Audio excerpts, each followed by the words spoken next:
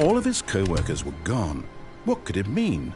Stanley decided to go to the meeting room. Perhaps he had simply missed a memo.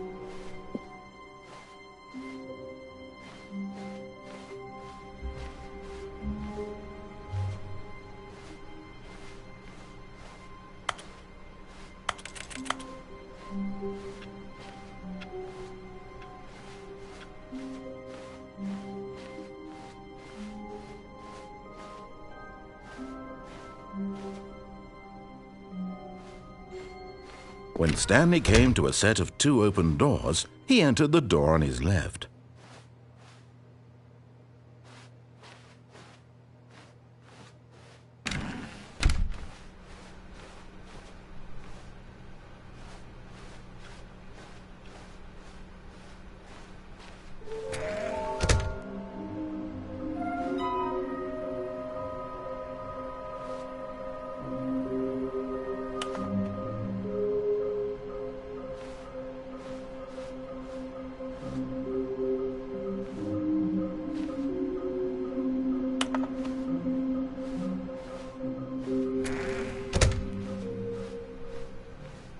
Coming to a staircase, Stanley walked upstairs to his boss's office.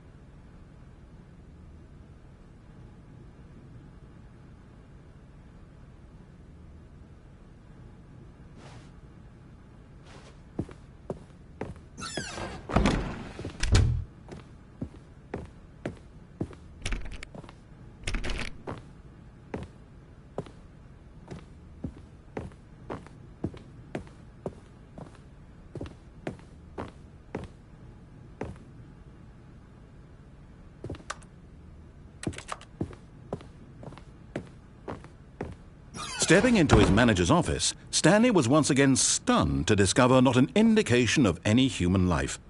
Shocked, unraveled, Stanley wondered in disbelief who orchestrated this. What dark secret was being held from him? What he could not have known was that the keypad behind the boss's desk guarded the terrible truth that his boss had been keeping from him. And so the boss had assigned it an extra secret PIN number, 2845. But of course, Stanley couldn't possibly have known this.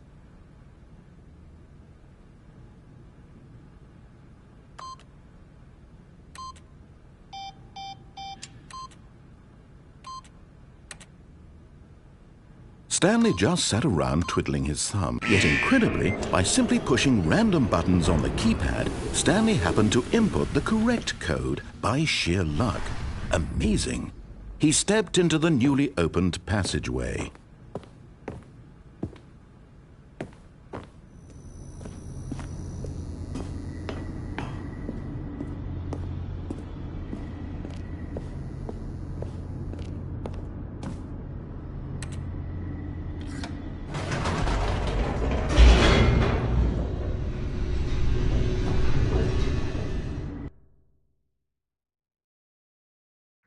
Descending deeper into the building, Stanley realized he felt a bit peculiar.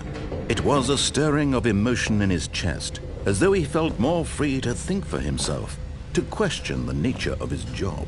Why did he feel this now, when for years it had never occurred to him? This question would not go unanswered for long.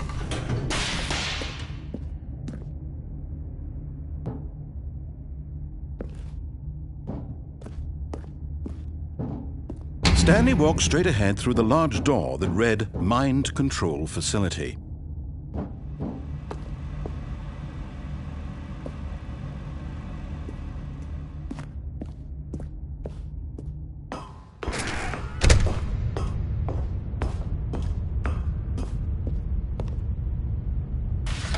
The lights rose on an enormous room packed with television screens. What horrible secret did this place hold? Stanley thought to himself. Did he have the strength to find out?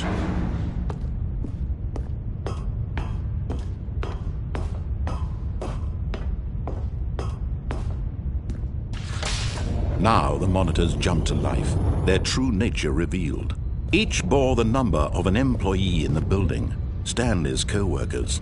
The lives of so many individuals reduced to images on a screen, and Stanley, one of them, eternally monitored in this place where freedom meant nothing.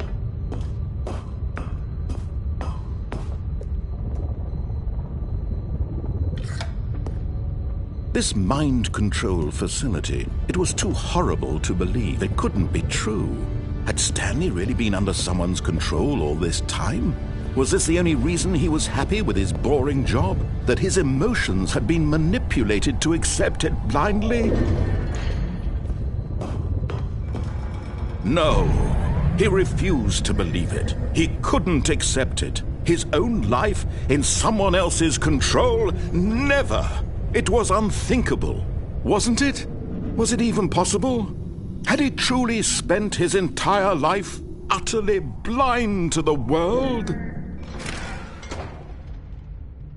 But here was the proof, the heart of the operation. Controls labeled with emotions, happy or sad or content, walking, eating, working, all of it monitored and commanded from this very place. And as the cold reality of his past began to sink in, Stanley decided that this machinery would never again exert its terrible power over another human life. For he would dismantle the controls once and for all.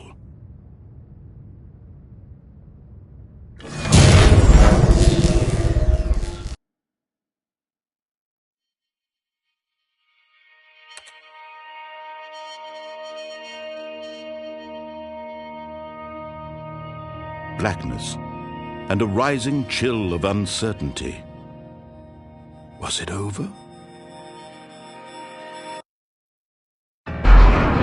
Yes! He had won! He had defeated the machine, unshackled himself from someone else's command. Freedom was mere moments away. And yet, even as the immense door slowly opened, Stanley reflected on how many puzzles still lay unsolved. Where had his co-workers gone? How had he been freed from the machine's grasp? What other mysteries did this strange building hold? But as sunlight streamed into the chamber, he realized none of this mattered to him, for it was not knowledge or even power that he had been seeking, but happiness. Perhaps his goal had not been to understand, but to let go. No longer would anyone tell him where to go, what to do, or how to feel. Whatever life he lives, it will be his. And that was all he needed to know. It was perhaps the only thing worth knowing. Stanley stepped through the open door.